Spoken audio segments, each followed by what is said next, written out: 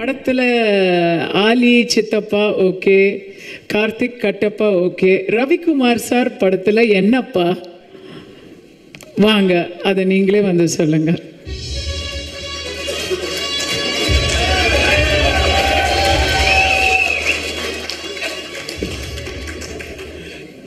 எல்லாம் பிளான் பண்ணியிருக்கீங்க. அனைவருக்கும் வணக்கம். பத்திரிகை நண்பர்கள், மேடையில் விட்டிருப்பவர்கள், முதல்ல my thanks to mister Rajesh and Kamal Bora அவர்கள். அவங்களுக்கு நிஜமாக நாங்கள் எல்லாம் தமிழில் பேசிகிட்டு இருக்கும்போது ஒன்றுமே புரியாது பாவம் அந்த ராஜேஷ்குமார். எல்லாத்துக்கும் சிரிச்சிட்டே இருப்பார். ஆனால் இன்னும் ஆன்சர் இருக்காது. சார் மணின்னா அதுதான் தெரியும். உடனே அதை விட்டு உடனே அவங்க செக் எழுதுறதுலேயும் கையெழுத்து போகிறது தான் பாவம். அங்கேருந்து எப்போவுமே ஸ்பாட்டில் இருப்பார். தில் சத்யா அவருக்கு நிறைய விஷயங்கள் தெரியும். ஆனால் அவர் மிகப்பெரிய நடிகர். அவர் ஒன்றுமே தெரியாத மாதிரியே இல்லை சார் நீங்கள் சொல்லுங்கள் சார், அது ஒருவேளை எங்கிட்ட மட்டும் அப்படி பண்ணாரா இல்லை எல்லா ஆர்டிஸ்ட்கிட்டுமே அப்படி தானான்னு தெரியல. இல்லை நீங்கள் சொல்லுங்கள் சார், இது இந்த பக்கம் அந்த பக்கம் வச்சுக்கலாம் அப்படி உள்ளார். ஆனால் அவர் என்கிட்ட வந்து கதை சொல்லும்போது வித்தியாசமாக இருந்தது. இப்போ நான் வந்து ஒரு 7-8 படம் நடிச்சிட்ருக்கேன், ஆக்டிங்கில் பிஸியாக இருக்கேன். ஸோ அதில் வந்து எல்லாருமே ஆனால் வந்து எல்லா படமுமே வந்து நியூ டைரக்டர்ஸ் தான். அது அப்படியே அமைஞ்சது. ஏன்னா நிறைய கதைகள் கேட்கும்போது புது டைரக்டர்ஸ்கிட்ட ஏதாவது வித்தியாசமான ஏதோ ஒரு லைன் வருது. அது மாதிரி தான் தில் சத்யா வந்தார். இது தமிழுக்கு அவர் நியூ தானே.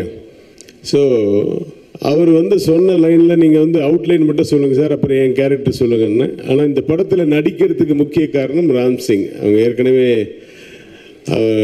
கஸ்தூரியே அழகாக காமிச்சிருக்காருன்னு பாருங்கள். இல்லை 20 years பேக் இல்லை, அப்போ இப்போவும் அழகாக தான் இருக்கேம்மா. நான் சொல்கிறேன், அவர் லட்டு மாதிரி காமிச்சார்னா அது வந்து காரணம் வந்து இவனுடைய சீஃப் வந்து அசோக் ராஜன். அவன் வந்து எல்லாரையுமே அழகாக காமிக்கக்கூடிய ஒரு திறமை படித்தவன். என்னுடைய 2வது படத்தில் வந்து கேமரா டிபார்ட்மெண்ட்டில் இருக்கவர். அவன் தான் வந்து சார் நீங்கள் எப்படியாவது இந்த கேரக்டர் நடிக்கணும் அப்படின்னு. நான் வந்து இந்த படத்தில் கமிஷனர், சினிமாவில் தான் ஒரு நாள் கமிஷனர், ஒரு நாள் ஜட்ஜு, ஒரு நாள் பொலிட்டீஷியன், இப்படி. சார் கமிஷனர், அவங்க வந்து போலீஸ் ஆஃபீஸர், அசிஸ்டன்ட் கமிஷனர். அவர் சொன்ன லைன் வந்து நான் சொல்கிறேன், ஐ திங்க் இன்ட்ரெஸ்டிங்காக இருக்குன்னு நினைக்கிறேன். ஏன்னா உங்கள் கதை எப்படி இருக்குன்னு எனக்கு தெரியாது. ஏன்னா அவர் வந்து இந்த கதையை சொல்லாமல் சார் இப்படியெல்லாம் நடக்குது சார் நாட்டில் அப்படின்னு ஒரு மேட்ரு சொன்னார். நீங்கள் வந்து அது சம்மந்தப்பட்ட விஷயங்களை வந்து விசாரணைக்கு எடுத்து அதை நீங்கள் பண்ணுற ஒரு கமிஷனர்னு சொல்லி. ஆக்சுவலாக உலகத்திலேயே ஒரு 200-300 பேருக்கு தான் வந்து ஒரு பிளட் குரூப் இருக்குது. அதை வந்து ஒரு 65 எத்தனை வருஷத்து 200 இயர்ஸுக்கு முன்னாடி அதை கண்டுபிடிச்சிருக்காங்க இந்தியாவில், பர்டிகுலர்லி பாம்பேல ஒரு லேடி டாக்டர் அதை கண்டுபிடிச்சி இந்த பிளட் குரூப் வித்தியாசமாக இருக்குது, இந்த மாதிரி ரொம்ப ரேர் அப்படின்னு சொல்லிட்டு அதுக்கு வந்து அந்த பிளட் குரூப்புக்கு பேரே பாம்பே பிளட் குரூப்னு அப்போ வச்சுருக்காங்க. ஸோ உலகத்துலேயே ஒரு 300 பேருக்கு தான் இருக்குது அந்த பிளட் குரூப். அந்த பிளட் குரூப் இருக்கிறவங்க வந்து உண்மையாகவே பார்த்திங்கன்னா 120 வயசு ஆகுதுன்னு சொல்லி ஒருத்தருக்கு சொன்னார். 120 130 வருஷம். அது ஃபோட்டோ காமிச்சிங்களே, 130 வயசு சார். நம்பவே இல்லை. அவர் ஃபோட்டோ பார்த்தா 50-60 தான் தெரியுது. என்ன சார் இவருக்கு 130? அந்த பிளட் குரூப்புக்கு இருக்கிற அந்த பவர், அதாவது அவங்க சீக்கிரம் வந்து அவங்களுக்கு வயசாகாது, எல்லா பவருமே இருக்கும். அந்த இதில் வந்து எல்லாமே டோட்டலாகவே வந்து அவங்க அந்த யங்கு இதுதான் ஃபீல் தான் இருக்குது. சரி, இதுக்கு வந்து இதை வச்சு தான் சார் இந்த கதையை நாங்கள் இன்ஸ்பயர் ஆச்சு அப்படின்னு. இந்த 300 பேருக்கு தான் உலகத்திலேயே அந்த பிளட் குரூப் இருக்குன்னா, இப்போ அவங்களுக்கு எதாவது அடிபட்டுச்சுனாலோ அவங்களுக்கு எதாவது ஆப்ரேஷன் பண்ணனாலோ அந்த பிளட் குரூப்பு நம்ம தேடிட்டு தான் போகணும் இல்லையா? இப்போ அந்த 300 பேரில் நிறைய பேர் நல்ல பவர்ஃபுல்லாக இருக்கிறதுனால நிறைய பேர் மிகப்பெரிய பணக்காரங்களாக இருக்காங்க. ஸோ அவங்களுக்கு ஏதாவது உடம்பு சரியில்லைனாலோ ஆப்ரேஷன் பண்ணாலும் ஆக்சிடெண்ட் ஆனாலோ பிளட்டு வேணுங்கிறதுக்காக இதே பிளட் குரூப்பு வேர்ல்டில் எங்கெல்லாம் யார் யாருக்கெல்லாம் இருக்குன்றதை கண்டுபிடிச்சி அவங்கள கடத்திட்டு வந்து ராஜ வாழ்க்கை வாழ வைக்கிறது. ஏன்னா அவனுக்கு எந்த கெட்ட பழக்கமும் இருக்கக்கூடாது, ஆனால் நல்லா வாழணும் அவன். அப்போ தான் அவங்களுக்கு ஏதாவது ஆச்சுன்னா அவங்ககிட்ட பிளட் எடுத்துக்கலாம். வித்தியாசமாக இருந்த லைனை. சரி, இந்த இன்ஸ்பிரேஷனில் நாங்கள் ஒரு கதை பண்ணியிருக்கோம் சார் அப்படின்ட்டு அந்த ஃபோட்டோலாம் காமிச்சார் ஒருத்தர். பெங்களூரில் ஒருத்தர் இருக்கிறவர் சத்ருவேதின்னு. வித்தியாசமாக இருக்க லைனு அப்படின்னு சொல்லி. இல்லை சார், இது லைன் இல்லை, இந்த இன்ஸ்பிரேஷனாக நாங்கள் பண்ணியிருக்கோம் ஒரு கதை அப்படின்னு சொல்லி. சரி இது போதும், என் கேரக்டர் மட்டும் சொல்லுன்னு சொல்லி அதில் போய் நடிச்சிட்டேன். ராம்சிங்குக்கு தான் நான் ரொம்ப தேங்க்ஸ் சொல்லணும். அப்புறம் ஜேகே அப்படியே பயந்துகிட்டே நிற்பார்.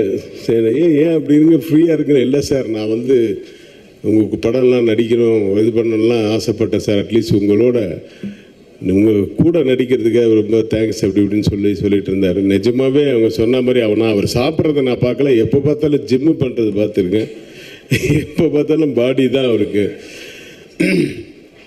அது நல்லா நடிச்சிருப்பார்னு நினைக்கிறேன், அழகாக இருக்கார். ஆண்ட்ரியா கஸ்தூரி சொன்ன மாதிரி எனக்கு ரொம்ப ரசித்த படம் தரமணி. அதில் வந்து அது அவ்வளோ ரியல் ஆக்டிங் இருக்கும். அவங்க சகலகலா வள்ளி. அவங்க அது ஒரு படத்தில் பார்த்திங்கன்னா ஃபைட்டு நல்லா போடுவாங்க, ஒரு படத்தில் வந்து பர்ஃபார்மன்ஸ் சூப்பராக இருக்கும், எங்கள் படத்தில் வந்து ஒரு சாங் ஒன்று சூப்பராக பாடியிருப்பாங்க. யார் பண்ணது 4 பேர் கேட்குற மாதிரி. உங்களுக்கெல்லாம் ஞாபகம் இருக்குன்னு நினைக்கிறேன். ஊஸ் த ஹீரோ காக்க வந்து வாத்தியாரு அப்படின்னு ஒரு மாதிரி ஃபெமினைன் அண்ட் மேல் மிக்ஸ் பண்ணால் வாய்ஸு, அந்த மாதிரி வாய்ஸில் அதை பாடினாங்க. நல்ல டான்ஸரு, நிறைய விஷயங்கள் அடுக்கி வச்சுருக்காங்க அவங்கக்கிட்ட. அவங்களோட ஃபஸ்ட் டைம் நான் ஆக்ட் பண்ணுறேன். பட் எதுவுமே வந்து டக்குன்னு ஒத்துக்க மாட்டாங்க, லாஜிக் கேட்பாங்க. இப்போ நான் இந்த டைலாக் சொன்னால் ஏன் அவருக்கு அதுக்கு சம்மந்தமே இல்லையே அப்படின்னு சொல்லி அதுக்கெல்லாம் ஹெல்ப் பண்ணுறது அங்கே ஜோ, நீ இன்னொரு வாட்டி வாயா மேடைக்கு. ஏன்னா பாவம் இவருக்கு தமிழ் இல்லைன்றதுனால அவங்க அது ஜோ தான் கூப்பிடுவாங்க. அந்த ஜோ எதுக்காக நான் மறுபடியும் மேலே கூப்பிட்றேன்னா, அவர் எந்த குடும்பத்தை சேர்ந்தவர்னு நிறைய பேருக்கு தெரியாது. இசைஞானி இளையராஜாவின் அண்ணன் மகன். பேர் பாஸ்கர், பாவலர் வரதராஜன். அதான் இல்லை, இளையராஜா சாரே பயப்பட்டு வரல, எங்கள் அண்ணனுக்கு நான் ரொம்ப பயப்படுவேன். அவருடைய மகன், பாவலருடைய மகன். ஸோ அதுக்கு தான் கூப்பிட்டேன். நிஜமாவே ரொம்ப டைலாக் சைடில் வந்து ரொம்ப ஹெல்ப் பண்ணார் தில் சத்யாவுக்கு. ஆலி sir, I am a great fan అండి. చాలా ஃபேன். அதாவது இப்போ தான் அவருடைய பேச்சுக்கு இவ்வளோ நல்லா அழகாக பேசுவீங்கன்றது. ஏன்னா நான் உங்களோட பேச்சு நான் எதுவும் நேராக பார்த்து கேட்டதில்லை. ரொம்ப அருமையாக பேசுனாங்க. இங்கே வந்தவங்க எல்லாருமே நல்லா பேசுனாங்க.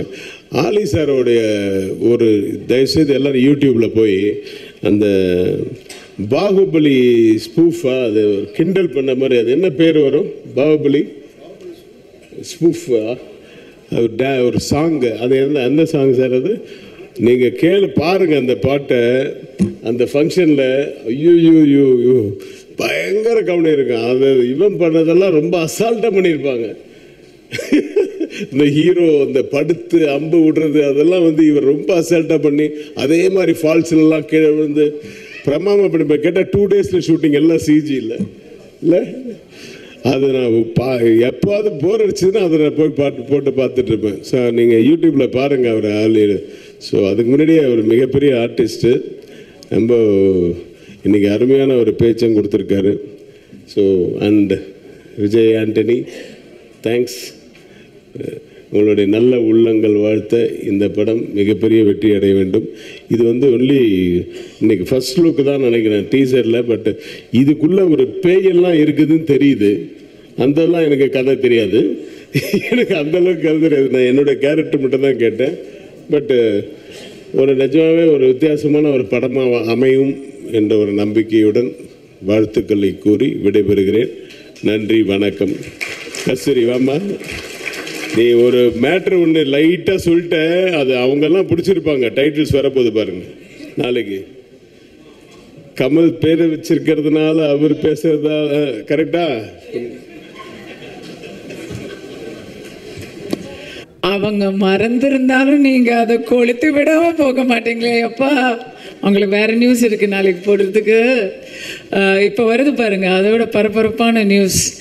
இது வரைக்கும் தமிழ் காசிப் சேனலை சப்ஸ்கிரைப் பண்ணாதவங்க வீடியோ கீழே இருக்க சப்ஸ்கிரைப் பட்டனை கிளிக் பண்ணி சப்ஸ்கிரைப் பண்ணுங்க. மறக்காம பெல் ஐக்கானையும் கிளிக் பண்ணுங்க. டெய்லியும் சினிமா கிசுகிசுப்பு வீடியோ உங்களுக்காக காத்துட்டு இருக்கு.